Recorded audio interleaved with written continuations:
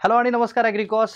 बऱ्याच दिवसांपासून सगळे लोक ज्या व्हिडिओची आतुरतेने वाट पाहत होते, तो व्हिडिओ फायनली मी आज घेऊन आलेलो आहे. कृषी सेवक, कृषी सहाय्यक या पदांबाबतीत असलेली इत्थंभूत माहिती. किंबहुना बऱ्याच लोकांच्या मनामध्ये बरेचसे डाऊट आहेत. पहिला डाऊट तर हा आहे की ॲडव्हर्टाइजमेंट येणार का? दुसरा डाऊट हा आहे की ॲडव्हर्टाइजमेंट जर येणार असेल, तर मग ती विद्यापीठ भरतीची असेल की कृषी सेवकची असेल? हा एक मोठा दुसरा डाऊट आहे. तिसरा महत्त्वाचा डाऊट आहे की ॲडव्हर्टाइजमेंट नेमकी येणार असेल, तर ती डिसेंबर महिन्याच्या आधी येणार आहे की ती डिसेंबर महिन्यानंतर येणार आहे? आणि चौथा महत्त्वाचा डाऊट सगळ्यांच्या मनात जो आहे, तो म्हणजे ही परीक्षा नेमकी IBPS कंडक्ट करणार आहे की MPSC कंडक्ट करणार आहे? असे बरेचसे संभ्रम मनात घेऊन बरेच विद्यार्थी सध्या बरेचसे व्हिडिओज आणि बऱ्याचशा चॅनलवरती बऱ्याचशा गोष्टी सध्या पाहतात. पण आजच्या या व्हिडिओमध्ये आपण या सगळ्याच गोष्टींच्या बाबतीत माहिती तर थोड्या प्रमाणात जाणून घेणार आहोत. स्पेसिफिकली अजून JRAची ॲडव्हर्टाइजमेंट येणार आहे का? कशा पद्धतीची ती सुद्धा असू शकते. या सगळ्याच गोष्टींच्या बाबतीत आपण इत्थंभूत माहिती तर पाहूयातच. पण मग या सगळ्या ॲडव्हर्टाइजमेंट येणार असतील किंवा येऊ शकणार असतील किंवा आल्या किंवा नाही आल्या किंवा याच्यापैकी एक ॲडव्हर्टाइजमेंट येणार असेल, तर मग अभ्यासाचं नियोजन आपण कशा पद्धतीनं करायला पाहिजे? कोणत्या वेनं आपण गेलं पाहिजे? कोणती पुस्तकं वाचली पाहिजे? कोणत्या टॉपिकचा अभ्यास आपण आधी केला पाहिजे? आणि कोणत्या टॉपिकला आपण स्किप केलं तरी चालेल? अशा सगळ्याच गोष्टींच्या बाबतीत या YouTube चॅनलवर म्हणजे सारथी ॲग्रिकॉसवर तुम्हाला इत्थंभूत माहिती मिळणार आहे. तेव्हा तुम्ही चॅनलला नवीन असाल तर आजच सबस्क्राईब करून ठेवा आणि जर तुम्ही आतापर्यंत या व्हिडिओला लाईक केलेलं नसेल तर लाईक पण करून ठेवा आणि व्हिडिओ शेवटपर्यंत मात्र नक्की बघा. सगळ्यात पहिल्यांदा की सर कृषी सेवक, कृषी सहाय्यक या पदांच्या बाबतीत जर आपण पाहायला गेलो तर नेमकं काय आहे, कसं आहे? कृषी सेवक, कृषी सहाय्यकच्या बाबतीत बघत असताना आजच्या या सेशनमध्ये पहिल्यांदा आपण कृषी सेवकच्या बाबतीत एकदा बोलूयात की कृषी सेवकचा एक्झाम पॅटर्न कसा असतो, इलिजिबिलिटी क्रायटेरिया काय असतो, एक्झाम पॅटर्न, त्याच्यानंतर मोड ऑफ एक्झामिनेशन कसं होऊ शकतं, सिलेबस काय असतो, कशा पद्धतीचा असतो, वेटेज कसं असतं, याचा अभ्यास कसा करायला पाहिजे, या सगळ्या गोष्टींच्या बाबतीत. बर सर, या बाबतीत तुम्ही एवढ्या इत्तंभूतरित्या किंवा कोणत्या या पद्धतीने तुम्ही का बरं सांगताय? कारण IBPS ला शिकवण्याचा अनुभव हा 2015 पासून म्हणजे सुमारे 10 वर्षांचा आतापर्यंतचा माझा हा अनुभव झालेला आहे.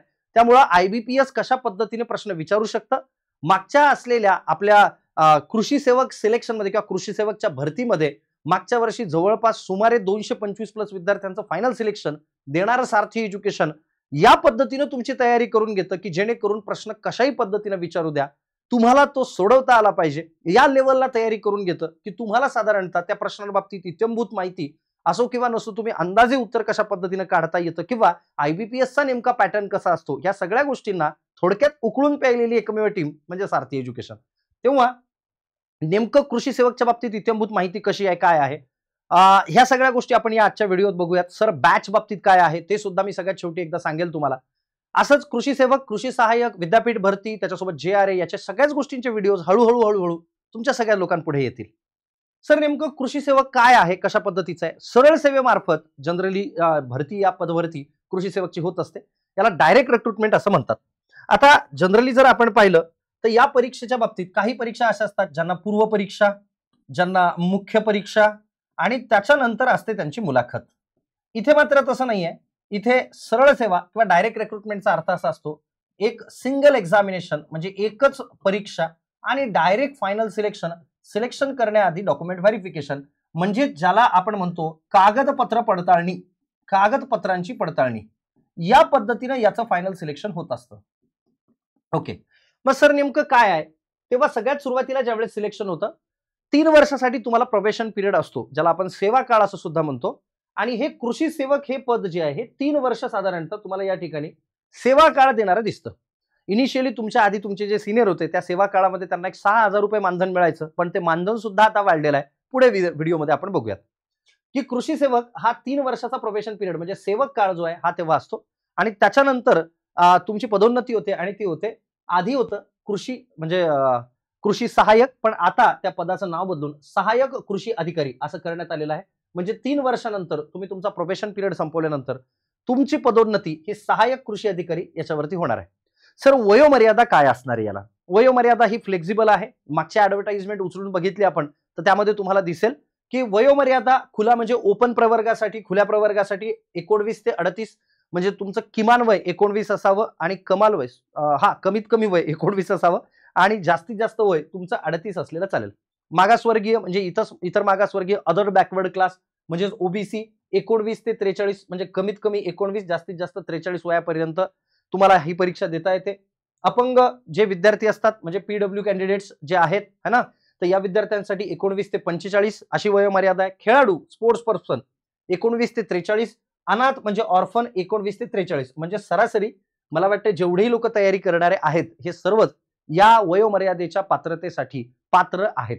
कारण काय की इथून पुढे गेल्यानंतर तर कोण तयारी तेवढं करत नाही आणि 19च्या खालच्या विद्यार्थ्यांना परीक्षेला सामोरं जाता येत नाही. बरोबर, त्यामुळे तुमचं कमीत कमी वय 19 असावं. वयाची अप्पर लिमिट ही नाही पाहिली तरी तुमच्यापैकी ऑलमोस्ट लोक या कॅटेगरीमध्ये बसतात.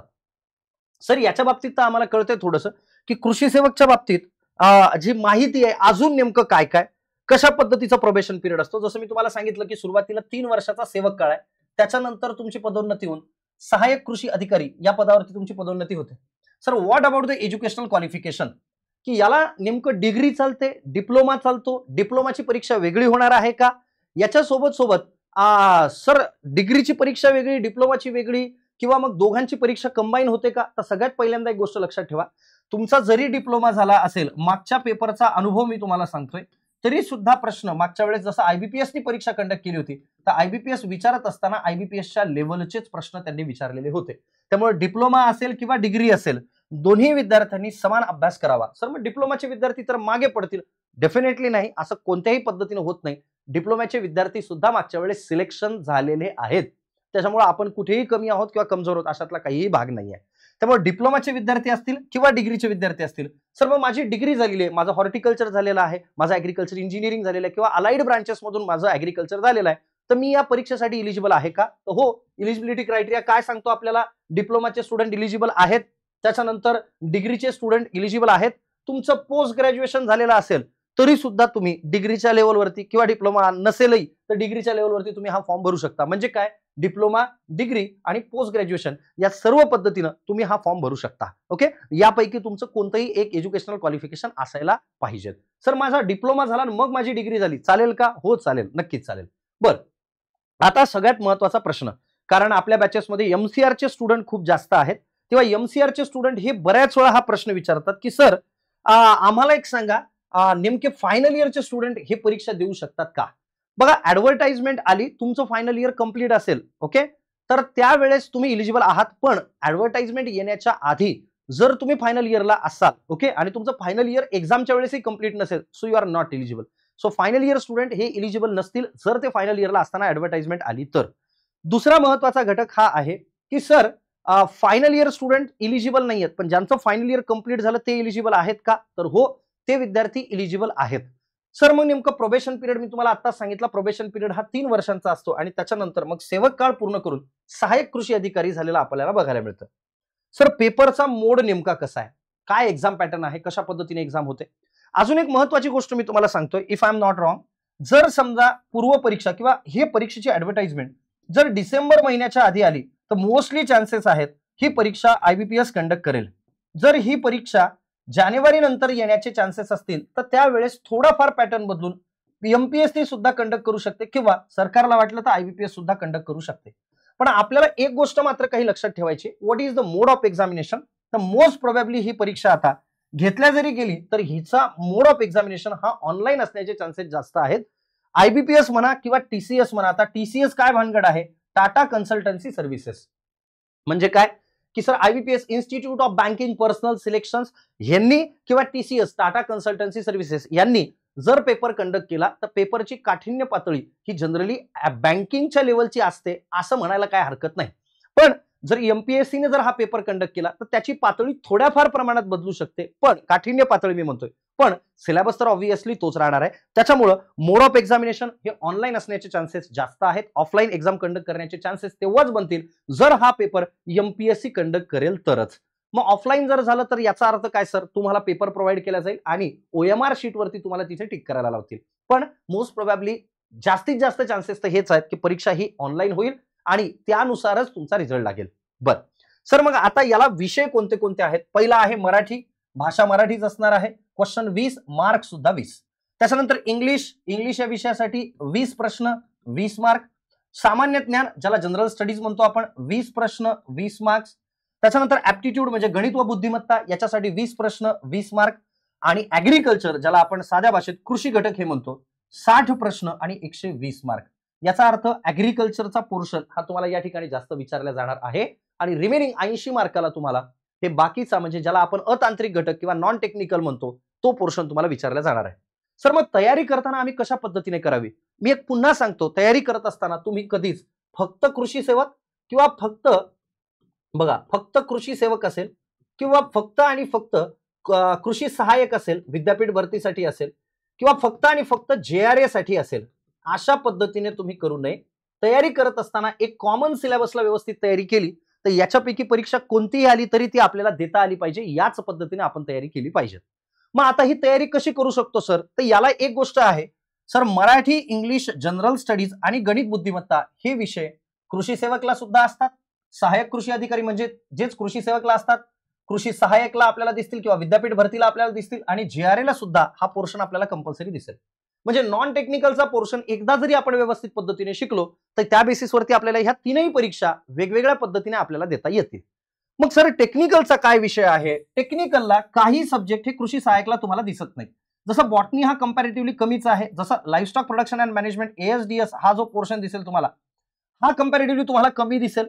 म्हणजे कमी अधिक प्रमाणात मात्र सिलेबस तुम्हाला हा बऱ्यापैकी ऍग्रिकल्चरचा सुद्धा कॉमन सिलेबस म्हणजे 80% सिलेबस हा जवळपास तुम्हाला ऍग्रिकल्चरचा म्हणजेच कृषी घटकचा या तीनही परीक्षांसाठी कॉमनच दिसेल.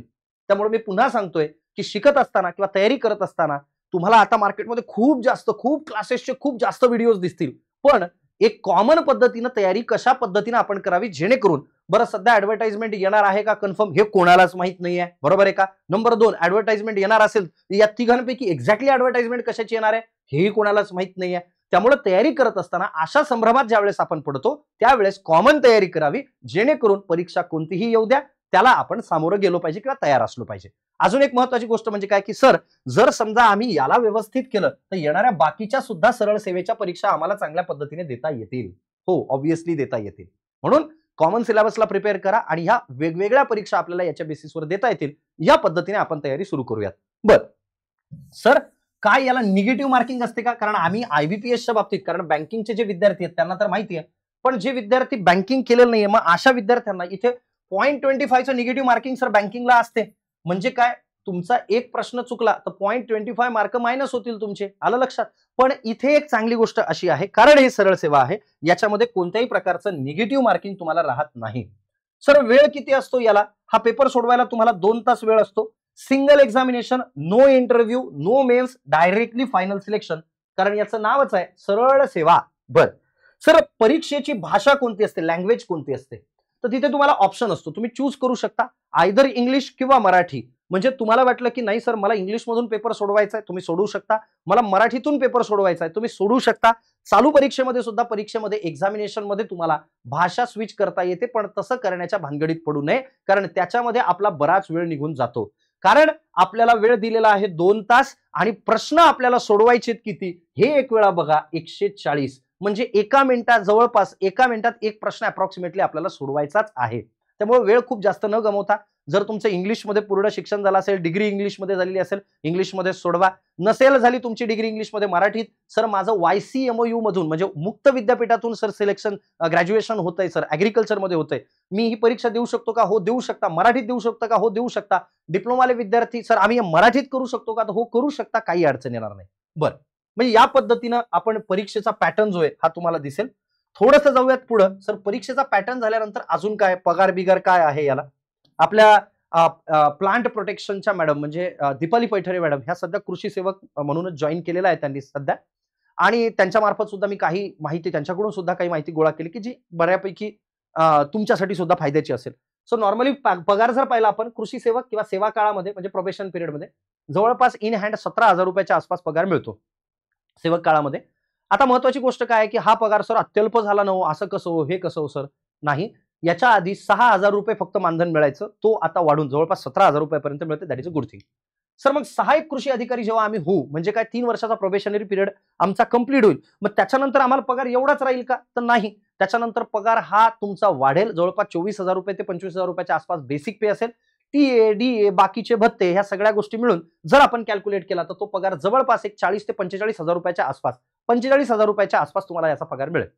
जमेची बाजू अशी आहे की पोस्टिंग महाराष्ट्रात मिळेल, जमेची बाजू अशी आहे की महाराष्ट्रात राहायला मिळेल, जमेची बाजू अशी आहे की महाराष्ट्रातल्या शेतकऱ्यांसाठी काहीतरी करता येईल, जमेची बाजू अजून अशी आहे की सर मला पुढेही भविष्यामध्ये काही ना काही चांगलं काम ऍग्रिकल्चरसाठी करायचंय आणि घराच्या आजूबाजूला राहून करायचंय, महाराष्ट्रात राहून करायचंय, या पद्धतीच्या परीक्षांमधून तुम्ही पुढे ते करू शकता. आता याच्यानंतर जर पाहिलं आपण की सर याच्या ऍडव्हर्टाइजमेंट बाबतीत ज्यावेळेस ऍडव्हर्टाइजमेंट येते तर मग ते कशी असते, ऍट ए टाइम ऍडव्हर्टाइजमेंट येते का, तर नाही. मागच्या वर्षी तुम्ही जर पाहिलं असेल किंवा सॉरी मागच्या ऍडव्हर्टाइजमेंटमध्ये तुम्ही जर बघितलं असेल तर तुम्हाला एक गोष्ट प्रामुख्याने जाणवेल की आपल्या महाराष्ट्रामध्ये वेगवेगळ्या विभागांमध्ये वेगवेगळ्या ऍडव्हर्टाइजमेंट येतात. म्हणजे काय, जसं कोल्हापूर विभागाची वेगळी ऍडव्हर्टाइजमेंट येईल, छत्रपती संभाजीनगर ज्याचं जुनं औरंगाबाद नाव होतं यांची ऍडव्हर्टाइजमेंट वेगळी येईल. ऍडव्हर्टाइजमेंट वेगवेगळ्या जरी आल्या तरी आता इथं बरेच विद्यार्थी मिसगाईड करून घेतात स्वतःला, किंवा बरेच वेगवेगळ्या व्हिडिओज मधून बरेच विद्यार्थी स्वतःला मिसगाईड किंवा मिसकन्सेप्शन करून घेतात. एक गोष्ट लक्षात ठेवा, मागच्या वेळेस सुद्धा बऱ्याच विद्यार्थ्यांनी हा प्रयत्न केला होता की एक काम करतो, वेगवेगळ्या विभागातून जरी ऍडव्हर्टाइजमेंट आली तर वेगवेगळ्या विभागाचे सगळे फॉर्म भरून टाकतो, पण जर परीक्षा आयबीपीएस न कंडक्ट केली तर परीक्षा जनरली एकाच टाइमला होते. मग अशा केसमध्ये जेवढे विद्यार्थी अप्लाय करतील तर त्या प्रत्येक विद्यार्थ्याला वेगवेगळ्या विभागातूनच अप्लाय करावं लागतं. म्हणजे जर सपोज मी छत्रपती संभाजीनगर मधून अप्लाय केलं तर मी कोल्हापूरला अप्लाय करून फायदा नाही, कारण परीक्षा एका दिवशी झाली तर एकाच वेळी 2 सेंटरवरती मला जाता येणार नाही. So that is the reason की तुम्हाला या ठिकाणी असलेलं कॉम्पिटिशन सुद्धा वेगळ्या पद्धतीने तुम्हाला बघायला मिळेल.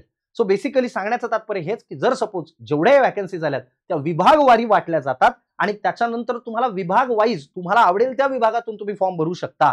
सर मी वाशिमचा आहे, मी छत्रपती संभाजीनगर या विभागातून इकडून फॉर्म भरलाच चालेल का, कोल्हापूरमधून फॉर्म भरलाच चालेल का, अखंड पूर्ण महाराष्ट्रामध्ये कोणत्याही एका विभागामधून तुम्ही फॉर्म भरू शकता. त्यामुळे एक गोष्ट प्रामुख्याने लक्षात ठेवणं गरजेचं आहे, ऍडव्हर्टाइजमेंट आली, आयबीपीएस कंडक्ट करत आहे, अशा केसमध्ये एका विद्यार्थ्याला एकाच विभागातून फॉर्म भरता येतो.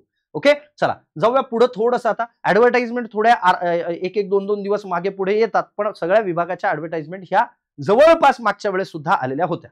बरं, हे सुद्धा बऱ्यापैकी क्लिअर झालं असेल. आतापर्यंत तुम्ही खूप जास्त वेगवेगळ्या पद्धतीचे व्हिडिओ पाहिलेत, पण या पद्धतीनं तुम्ही पहिल्यांदाच या गोष्टी समजून घेताय. बरं सर, आता आम्ही पाहतोय की सिलेबस नेमका काय असणार आहे कृषी सेवकसाठी. कृषी सेवकसाठी जसं मी तुम्हाला सांगितलं की सर आपल्याला कॉमन सिलेबसला अभ्यास करायचा आहे, कॉमन सिलेबसला अभ्यास करायचा आहे. असं नाही की हे 2 सब्जेक्ट, बरं जे 2 सब्जेक्ट कॉमन नाही आहेत ते सगळ्यात शेवटी शिकूयात, बरोबर. म्हणजे जसं ॲग्रॉनॉमी या तिन्ही परीक्षांना कॉमन असेल, जसं सॉइल सायन्स सगळ्या परीक्षांना कॉमन असेल, एंटोपॅथो सगळ्या परीक्षांना कॉमन असेल. मग या परीक्षांच्या बाबतीत जे सगळ्याच परीक्षांना कॉमन आहेत ते आपण सुरुवातीला शिकूयात. आणि जो सिलेबस कृषी सेवकला नाही पण विद्यापीठ भरतीला असू शकतो, जो सिलेबस विद्यापीठ भरतीला नाही पण जीआरए ला असू शकतो, असा सिलेबस आपण सगळ्यात शेवटी शिकूयात. सो नॉर्मली जर समजा तुम्ही पाहिलं horticulture, agronomy, agriculture ento, patho, soil science, extension, economics हा पोर्शन जो आहे हा तीनही परीक्षांना तुम्हाला कॉमनच दिसेल.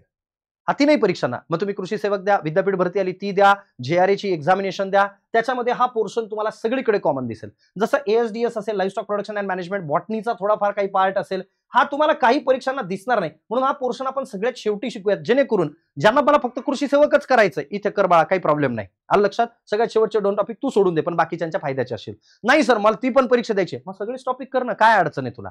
हे सोडून महाराष्ट्र शासनाच्या असलेल्या वेगवेगळ्या योजना, लाडकी बहीण योजना सोडून सुद्धा वेगवेगळ्या योजना महाराष्ट्र शासन राबवतं, कृषी खातं राबवतं. त्या योजनांची माहिती, सेंट्रल गव्हर्नमेंटच्या योजना, बरोबर आहे का, त्या सुद्धा म्हणजे केंद्र शासनाच्या असलेल्या विविध योजना त्या बाबतीतही प्रश्न विचारले जातात.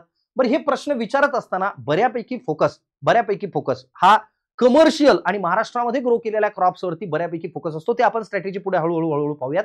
पीवायक्यू पाहत असताना आपल्याला त्या सगळ्या गोष्टी कळतील. मागच्या वर्षीच्या पीवायक्यूची सिरीज लवकरच आपण कृषी सेवक कृषी सहाय्यकच्या हिशोबाने घेऊन येणार आहोत युट्यूबला सुद्धा.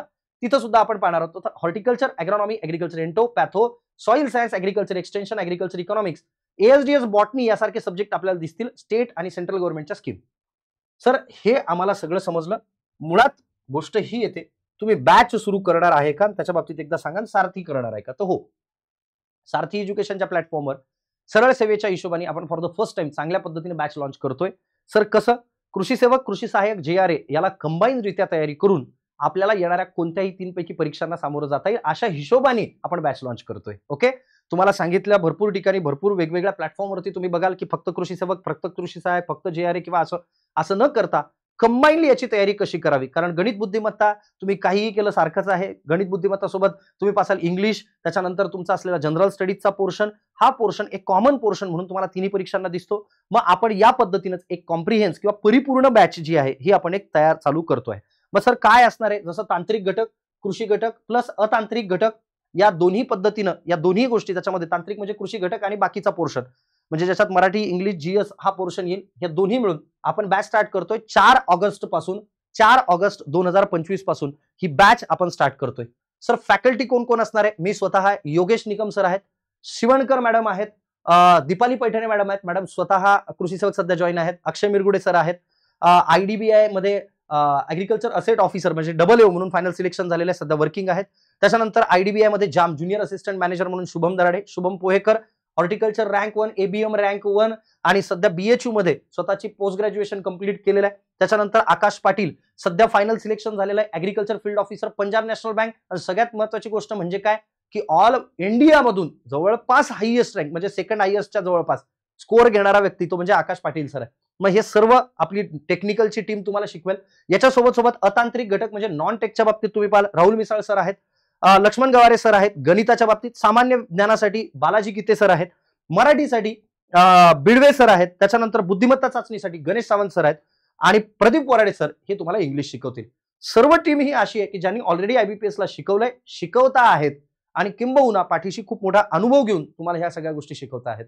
सो ही बॅच असणार आहे आपली, चालू होणार आहे आपली 4 ऑगस्ट पासून. सर फीस किती असणार आहे, तुम्हाला ऍपमध्ये सारथी एज्युकेशनचा ऍप डाउनलोड करायचंय. गेल्यानंतर तिथे तुम्हाला एक्झाम विचारेल, सरळ सेवाला क्लिक करायचंय. गेल्यानंतर तुम्हाला फ्रंटलाच व्ह्यू कोर्स असा शब्द दिसेल किंवा कोर्स असा शब्द दिसेल. कोर्सला क्लिक केल्यानंतर त्या ठिकाणी तुम्ही बाय करत असताना फर्स्ट 200 नावाचा कुपन कोड टाकू शकता. FIRST कॅपिटल 200 मधात कुठल्याही प्रकारचा गॅप नाहीये, हा कुपन कोड टाकू शकता. फीस तशी 3,500 रुपये, पण पहिल्या 200 विद्यार्थ्यांसाठी आपण ही फीस 2999 रुपये ठेवतोय, ज्याच्यामध्ये ह्या सगळ्या गोष्टी तुमच्या कव्हर होतील. म्हणजे ज्याच्यात तांत्रिक घटक असो, अतांत्रिक घटक असो, बरोबर, ह्या सगळ्याच गोष्टी तुमच्या या बॅचमध्ये तयार म्हणजे तुमची तयारी याच्यामध्ये होऊन जाईल. सर मी IBPS पॅटर्न नुसार मी ऑलरेडी शिकतो आहे. मला फक्त आणि फक्त मेन्सची कृषी घटकची बॅच घ्यायची आहे. सारथीच्या बाबतीत मी ऐकलंय sir Sarathi is equal to the agriculture, तर मला मेन्सची फक्त म्हणजे काय कृषी घटकची, थोडक्यात कृषी घटकची मला बॅच घ्यायची. तर मला कृषी घटकची फक्त बॅच घ्यायची असेल, टीम तुम्हाला माहिती आहे, कुपन कोड पुन्हा एकदा फर्स्ट 200 स्टुडंट.